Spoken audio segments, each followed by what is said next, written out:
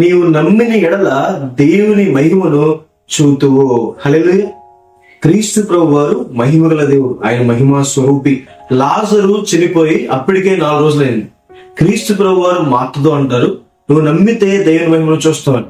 ఆ రోజు క్రీస్తు ప్రభు వారు లాజర్ని లమ్మని పిలువగా చనిపోయిన లాజరు బ్రతికొచ్చాడని. మన జీవితంలో కూడా దేవుని మీద విశ్వాసం ఉంచుకున్నప్పుడు దేవుని మహిమను మనం చూస్తాం. మోషే అడుగుతారు, ప్రభువా నీ మహిమను నాకు కనపరచుకున్నప్పుడు దేవుడు అంటారు, మోషే నా మంచితనాన్ని అంతా నీకు చూపిస్తాను. దేవుడు మన జీవితంలో మంచి చేయడం ద్వారా, మేలు చేయడం ద్వారా తన మహిమను కనపరుస్తాడు. కానా విందులో నీటిని ద్రాక్షారసముగా మార్చి దేవుడు తన మహిమను కనపరిచాడు. మన జీవితంలో దుఃఖానికి బదులుగా సంతోషాన్ని, శాపానికి బదులుగా ఆశీర్వాదాన్ని దేవుడిచ్చి దేవుడు తన మహిమను కనపరుస్తాడు. మన బ్రతుకులను దేవుడు మారుస్తాడని.